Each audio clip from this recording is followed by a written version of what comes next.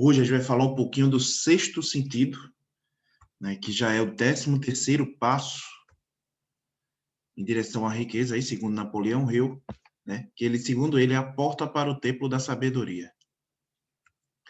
O 13º princípio é conhecido como sexto sentido. É através dele que a inteligência infinita se comunica, sem que o indivíduo precise pedir nada ou fazer qualquer esforço. Esse princípio é o ápice da filosofia. Só pode ser assimilado, compreendido e aplicado depois de dominados os outros 12 princípios. O sexto sentido é aquela porção do subconsciente chamada de imaginação criativa. Pode ser considerado também o aparelho receptor, que faz surgirem na mente ideias, planos e pensamentos, às vezes vistos como intuições ou inspirações. É impossível descrever o sexto sentido a alguém que não tenha dominado os outros princípios dessa filosofia, pois não há conhecimento ou experiência para fazer comparações. Só se entende o sexto sentido pela meditação, com o desenvolvimento da mente de dentro para fora. O sexto sentido é, provavelmente, o meio de contato entre a mente infinita do homem e a inteligência infinita. Por esse motivo, é ao mesmo tempo mental e espiritual. Acredita-se que seja o ponto em que a mente humana entra em contato com a mente universal.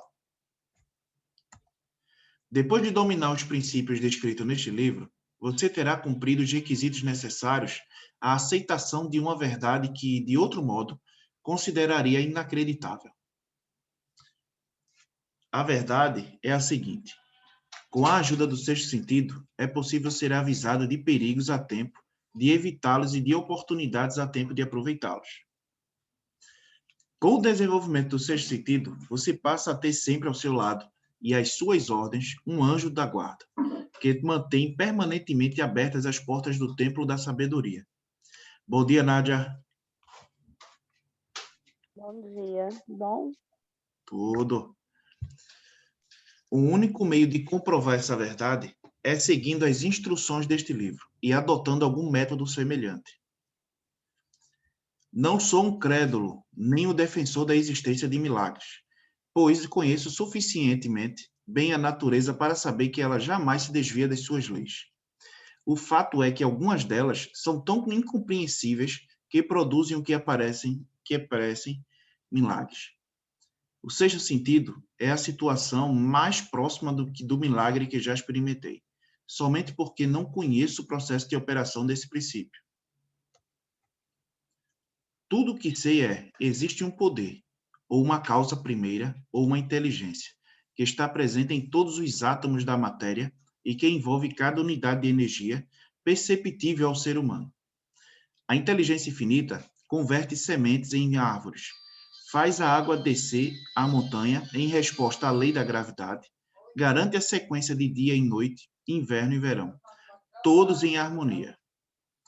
Essa inteligência, com o emprego dos princípios desta filosofia, pode ser induzida a ela colaborar na transmutação dos desejos em forma concreta. Sei disso porque experimentei e consegui. Passo a passo, capítulo por capítulo, este livro foi encaminhando você a este último princípio. Se ainda não dominou os princípios anteriores, deve fazê-lo para que possa aceitar sem ceticismo as formidáveis afirmativas feitas aqui. Houve um tempo, a era da veneração dos heróis, em que tentei imitar as figuras que mais admirava. Foi quando descobri que o elemento fé, que eu utilizava para copiar meus ídolos, era o responsável pelo sucesso dos meus esforços. Na verdade, nunca abandonei inteiramente o hábito de imitar meus heróis, embora há muito tenha passado da idade em que isso geralmente acontece. A experiência me ensinou que o caminho para ser uma pessoa melhor é imitar ao máximo pessoas admiráveis, em sentimento e ação. Muito antes de que eu escrevesse o primeiro trabalho ou preparasse a primeira palestra, tinha o hábito de pautar meu caráter pela imitação de 9 homens cuja vida pessoal e profissional mais me impressionou. Emerson, Paine, Edison, Darwin, Burbank, Napoleão, Ford e Carnegie. Só isso, né? Durante muitos anos, toda noite eu fazia uma reunião imaginária com aquele grupo. Aqui chamava Conselheiros Invisíveis. O procedimento era este. Antes de dormir, fechava os olhos e me imaginava reunido com um grupo em torno de uma mesa. Além de ter a oportunidade de estar com aqueles grandes homens, eu liderava a reunião. Havia um propósito definido naquelas reuniões noturnas imaginárias. Mudar meu caráter de modo que ele representasse a soma das qualidades de meus conselheiros imaginários. Tendo percebido desde cedo que teria de superar a desvantagem de nascer em um ambiente de ignorância e superstição, assumi a tarefa de renascer pelo método descrito aqui. Dedicado estudioso da psicologia, como sempre fui, eu sabia que todo ser humano se torna o que é por causa de seus desejos e pensamentos dominantes. Sabia, portanto, que todo desejo arraigado tem o efeito de procurar expressar-se de modo a ser transmutado em realidade. E sabia também que a autossugestão é um fator poderoso no desenvolvimento de caráter. Na verdade, o único princípio pelo qual o caráter se desenvolve. Conhecendo os princípios da operação da mente, eu estava bem equipado para mudar meu caráter. Naquelas reuniões imaginárias, recorri aos membros do meu conselho em busca das informações de que precisava e me dirigi a eles em voz alta. Sr. Emerson, gostaria que me transmitisse a sua maravilhosa compreensão da natureza. Por favor, deixe meu subconsciente a marca das qualidades que me permitiam compreender as leis da natureza e adaptar-se a elas. Ajude-me a encontrar e aproveitar as fontes em que posso obter esse conhecimento. Sr. Burbank, transmita minha sabedoria com que harmonizou as leis da natureza, de modo a fazer o cacto perder os espinhos, transformando-se em plantas comestíveis. Mostre-me como fez crescer em 2 folhas de grama onde antes só havia uma, e como criou flores de cores mais belas e harmoniosas. Napoleão, quero adquirir a sua maravilhosa capacidade de inspirar os homens, transmitindo-lhes determinação e espírito de ação. Quero também adquirir a sua fé, que fez transformar a derrota em vitória e superar enormes obstáculos. Imperador do destino, rei da sorte, homem do destino, eu o saúdo. Sr. Paine, quero aprender a ter a sua liberdade de pensamento, bem como a coragem e a clareza com que expressa as suas convicções. Sr. Darwin, quero ter a sua paciência maravilhosa, a sua capacidade de estudar causa e efeito, sem parcialidade ou preconceito. Quero, como demonstrou no capo das ciências naturais. Sr. Lincoln, quero integrar ao meu caráter o seu agudo senso de justiça, a sua paciência incansável, o seu senso de humor, a sua compreensão e a sua tolerância. Sr. Carnegie, já tenho uma dívida de gratidão com o senhor, por ter me ajudado a escolher uma carreira que me traz felicidade e paz de espírito. Quero adquirir o seu conhecimento dos princípios do esforço organizado que tão sabiamente utilizou na criação de uma grande empresa. Sr. Ford, o senhor me forneceu boa parte do material essencial ao meu trabalho. Quero adquirir a persistência, a determinação, o equilíbrio e a autoconfiança que lhe permitiram superar a pobreza, bem como organizar, unificar e simplificar o esforço humano. Assim, poderei ajudar os outros a seguirem os seus passos.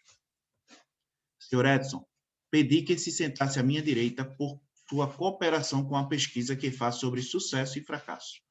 Quero adquirir a fé maravilhosa que o fez descobrir tantos segredos da natureza, bem como a força inquebrantável que tantas vezes o levou a transformar a derrota em vitória. Para conhecer melhor os membros daquele conselho, estudei cuidadosamente suas histórias de vida, e meu método de comunicação com eles variava conforme a qualidade que eu estivesse mais interessado em adquirir.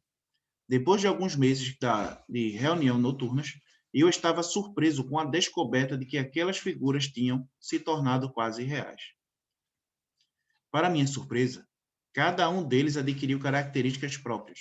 Lincoln, por exemplo, tinha o hábito de chegar atrasado fazendo uma entrada solene. Andava devagar, com as mãos para trás, parando de vez em quando. Ao chegar diante de mim, pousava a mão no meu ombro com ar sério. Raramente o vi sorrir. Os cuidados com a grande nação tinham feito dele um homem sisudo.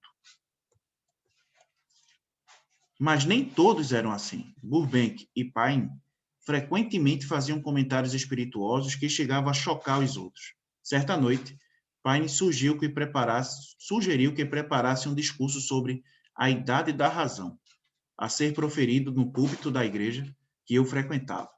Muitos riram com vontade da sugestão, menos Napoleão, que, com a expressão de desagrado, suspirou fortemente, chamando a atenção de todos. Para ele, a igreja não passava de um braço do Estado, braço este utilizado como conveniente incitador das massas. Certa vez, Burbank se atrasou. Ao chegar, explicou entusiasmado o motivo do atraso. Estivera envolvido em uma experiência que pretendia fazer crescerem maçãs em qualquer tipo de árvore. Paine lembrou que foi por causa de uma maçã que começaram os problemas entre homens e mulheres. E Darwin, entre boas risadas, sugeriu que, quando fosse colher frutas, tomasse cuidado com as pequenas serpentes, que costumavam crescer e transformar-se em cobras enormes. Emerson observou: sem serpentes não há maçãs. E Napoleão completou: sem maçãs não há um Estado. Lincoln tinha o hábito de ser o último a deixar a mesa de reuniões. Em uma ocasião, ele cruzou os braços sobre a borda da mesa, apoiou a cabeça e ficou vários minutos nessa posição. Procurei não perturbá-lo. Finalmente, levantou a cabeça devagar, deixou a cadeira e caminhou-se para a porta. Então, voltou-se, pôs a mão no meu ombro e disse: meu rapaz, você precisa de muita coragem se quiser alcançar o seu propósito na vida. Quando vierem as dificuldades, lembre que as pessoas comuns têm senso comum. A adversidade o desenvolverá. Certa noite, Edson chegou antes dos outros, sentando-se à minha esquerda, onde costumava ser o lugar de Emerson. E disse: você está destinado a descobrir o segredo da vida. Quando chegar o momento, perceberá que a vida consiste em grandes concentrações de energia, ou entidades, todas tão inteligentes quanto os seres humanos pensam ser. Essas unidades de vida agrupam-se como enxames de abelhas e assim permanecem, até se desintegrarem por falta de harmonia. Tais unidades apresentam diferenças de opiniões, como os seres humanos, e frequentemente lutam entre si. Estas reuniões são muito úteis, pois trazem para ajudá-lo as mesmas unidades de vida que serviram os membros do Conselho. Elas são eternas. As unidades de vida nunca morrem. Os pensamentos e desejos atuam como ímãs a atrair de unidades de vida. Mas não todas, somente aquelas que estejam em harmonia com o que você pensa e deseja. Os outros membros do conselho começaram a chegar. Edson se levantou e caminhou devagar até o lugar que costumava ocupar. Quando isso aconteceu, ele ainda estava vivo. Fiquei tão impressionado que fui procurá-lo e relatei a experiência. Ele riu e comentou: o seu sonho foi mais real do que você pode imaginar. E não disse mais nada. Como as reuniões ficavam cada vez mais nítidas, comecei a temer as consequências e deixei de fazê-las por alguns meses. A experiência era tão fantástica que tive medo de perder de vista o fato de ser tudo puramente fruto da minha imaginação. Cerca de 6 meses mais tarde, acordei no meio da noite, ou pensei que tivesse acordado, e vi Lincoln de pé ao lado da minha cama. O mundo logo vai precisar dos meus serviços. Vem aí um período de caos, quando homens e mulheres perderão a fé e ficarão muito assustados. Prossiga com o seu trabalho e complete a sua filosofia. Essa é a sua missão na vida. Caso a deixe de lado, por qualquer que seja a causa, será reduzido a um estado primitivo e obrigado a retroceder a estágios que ultrapassou há milhares de anos, Ele disse. Na manhã seguinte, eu não sabia se tivera um sonho ou não, e não sei até hoje. mas a impressão deixada foi tão nítida que na noite seguinte recomecei as reuniões. Em nosso reencontro, os membros do conselho chegaram juntos e tomaram os assentos de costume em volta da mesa, enquanto Lincoln erguia uma taça e dizia: senhores, um brinde a um amigo que votou ao grupo. A partir de então, fui apresentado novos elementos ao conselho, que já conta com mais de 50 membros, entre eles Cristo, São Paulo, o pintor William Homer, o poeta William Drummond, o político Woodrow Wilson, o jornalista William Culp Brown, o físico, matemático e astrônomo Isaac Newton, o astrônomo Galileu, o físico, escritor e astrônomo Nicolau Copérnico, os escritores e filósofos Voltaire e Albert Hubbard, bem como os filósofos Aristóteles, Platão, Sócrates, Giordano Bruno, Burak Spinoza, Emmanuel Kant, Arthur Schopenhauer, Confúcio, Robert Greene, Ingersoll e William James. Esta é a primeira vez que menciono isso. Até aqui, havia mantido o assunto em segredo, porque sabia que aos poucos entenderiam uma experiência tão peculiar. São poucos. Acontece que hoje me preocupo tanto com o que os outros dizem. Uma das vantagens da maturidade é a coragem de dizer a verdade, sem se importar com a opinião dos outros, com a opinião daqueles que não a entendem. Para não correr o risco de ser mal interpretado, quero deixar claro que, apesar de minhas reuniões do Conselho serem puramente imaginárias, levaram-me a seguir gloriosos caminhos de aventura. Renovaram minha admiração pela verdadeira grandeza, estimularam meu esforço criativo e me incentivaram a expressar honestamente minhas ideias. Em algum ponto de estrutura celular do cérebro, existe um órgão que recebe vibrações de pensamentos, comumente chamadas de intuições.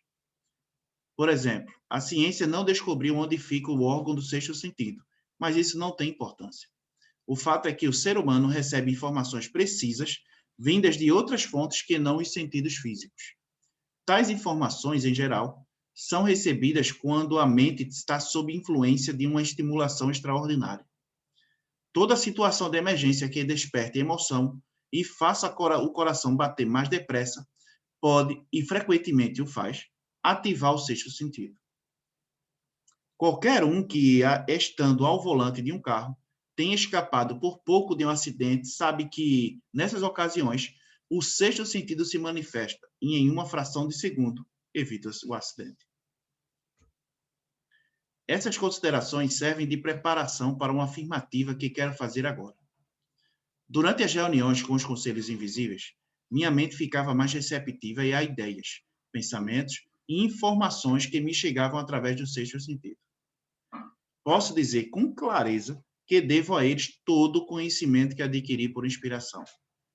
Nas várias situações de emergências pelas quais passei, em algumas minha vida estava em risco, sempre fui milagrosamente guiado pelos conselhos invisíveis. Quando iniciei minhas reuniões com figuras imaginárias, tinha como objetivo imprimir o subconsciente pelo princípio da autossugestão, determinadas características que desejava adquirir. Mais recentemente, porém, minha experiência tomou outro rumo. Agora levo aos conselhos imaginários todo problema que se apresenta a mim ou aos meus clientes. Embora eu não dependa inteiramente do conselho, devo dizer que os resultados são, em geral, extraordinários. Você já deve ter percebido que este capítulo trata de um assunto com que poucas pessoas estão familiarizadas. No entanto, o sexto sentido é de grande importância e utilidade para aqueles que pretendem acumular riquezas, mas não precisa chamar a atenção daqueles cujos desejos são mais modestos.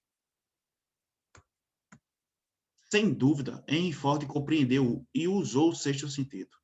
Suas vastas operações comerciais e financeiras o levaram a isso. Thomas Edison compreendeu e usou o sexto sentido para criar riqueza, suas invenções, em especial as que envolviam patentes básicas, como o ditafone e o projeto de cinemas, já que não possuía experiência nem conhecimento que o orientasse. Praticamente todos os grandes líderes, como Napoleão, Bismarck, Joana d'Arc, Cristo, Buda, Confúcio e Maomé, compreenderam e provavelmente utilizaram com frequência o sexto sentido. Sua grandeza se devia, em grande parte, ao conhecimento desse princípio. O sexto sentido não é algo que se possa ligar e desligar à vontade. A capacidade de utilizá-lo vem aos poucos, pela aplicação de outros princípios descritos nesse livro. Raramente alguém consegue dominar por completo o uso do sexto sentido antes dos 40 anos. E o mais comum é fazê-lo somente depois dos 50, quando as forças espirituais às quais está intimamente ligado amadurecem e tornam-se utilizáveis, após anos de meditação e reflexão. Não importa que seja você nem o seu objetivo ao ler este livro. Ele lhe pode ser útil, ainda que você não entenda o princípio aqui descrito. Isso vale, em especial, para aqueles que pretendem ganhar dinheiro ou conseguir outros bens materiais. O capítulo sobre o sexto sentido foi incluído porque a intenção do livro é apresentar uma filosofia completa que orienta os leitores, de modo a conseguirem o que desejam da vida. O ponto de partida de toda realização é o desejo. O ponto final é aquele tipo de conhecimento que leva à compreensão de si mesmo, dos outros, das leis da natureza, do sentido da felicidade. Só se alcança esse tipo de conhecimento depois que se aprende e se utiliza o princípio do sexto sentido. Daí a inclusão do assunto como parte desta filosofia, para benefícios daqueles que desejam mais do que dinheiro. Provavelmente, a leitura deste capítulo provocou em você um alto nível de estimulação mental. Ótimo! Leia-o novamente daqui a um mês e veja que a estimulação será ainda mais intensa. Repita a experiência de tempos em tempos, sem se preocupar com a quantidade de conhecimento adquirida a cada vez, e em um dia perceberá possuir uma força que lhe permite soltar a imaginação, afastar o desânimo, dominar o medo e abandonar o hábito de deixar tudo para depois. Assim, sentirá o toque de algo desconhecido que tem sido a força inspiradora de todos os grandes pensadores, líderes, artistas, músicos, escritores e estadistas, e estará em posição de transformar seus desejos na contrapartida financeira ou material com a mesma facilidade com que antes desistia ao menor sinal de oposição. Fé versus medo. Os capítulos anteriores descreveram como desenvolver a fé por meio da autossugestão, do desejo e do subconsciente. O próximo capítulo apresenta instruções detalhadas sobre como dominar o medo. Você vai encontrar uma descrição completa dos 6 tipos de medo que são a causa do desânimo: timidez, inércia, indiferença e indecisão, bem como falta de ambição, autoconfiança, iniciativa, autocontrole e entusiasmo. Enquanto aprende sobre os 6 inimigos, analise-se atentamente, pois eles podem estar no seu subconsciente, onde é difícil detectá-lo. Essa parte aqui, gente, é no próximo capítulo que eu já ia falar, tá? Que vai falar um pouquinho de medo, como combater o medo, os tipos de medo que existem. E realmente, como ele está falando aqui, para a gente fazer essa autoanálise, porque muito se encontra na nossa vida e a gente nem imagina, né? Vai ser um capítulo extremamente prático, tá? Ele realmente vai detalhar tudo que é relacionado ao medo. Tudo, tá? Os tipos de medo que existem, como combatê-los. Vai ser, por isso que ele é tão longo. Por isso que eu disse a vocês que ele é longo, que vai ser uns 2 dias com ele. Porque ele detalha demais essa parte do medo. E vai ser de um aprendizado muito grande para a gente. Lembre que os 6 fantasmas, criações da imaginação descontrolada, já causaram muito problemas à mente das pessoas. Portanto, podem ser tão perigosos quanto se estivessem um corpo físico e vivessem entre nós. O fantasma do medo da pobreza, que tomou a mente de milhões de pessoas em 1929, era tão real que provocou a pior crise econômica que os Estados Unidos já viveram. E até hoje ainda assusta muita gente. Assim ele encerra o estudo de hoje. E para encerrar aí essas frases aí que eu destaquei, né? Todo ser humano se torna o que é por causa de seus desejos. Todo ser humano se torna o que é por causa de seus desejos e pensamentos dominantes. Praticamente todos os grandes líderes compreenderam e provavelmente utilizaram com frequência o sexto sentido. E na segunda, como eu falei, a gente vai falar um pouquinho como vencer os 6 fantasmas do medo.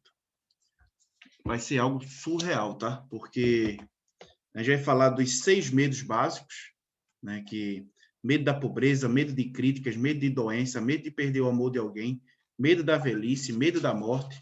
A gente vai detalhar muito aqui esses 6, passo a passo, e como combatê-los.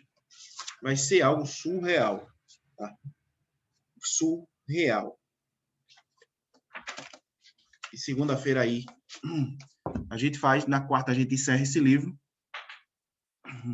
O último capítulo desse livro é fantástico também. Tá? Fantástico, fantástico. E a gente vai ter muito conhecimento ainda com esse livro, tá? Faltando só mais 2 capítulos aí para encerrar. E esse de segunda-feira, segunda e terça, vai ser algo surpreendente, tá? Surpreendente.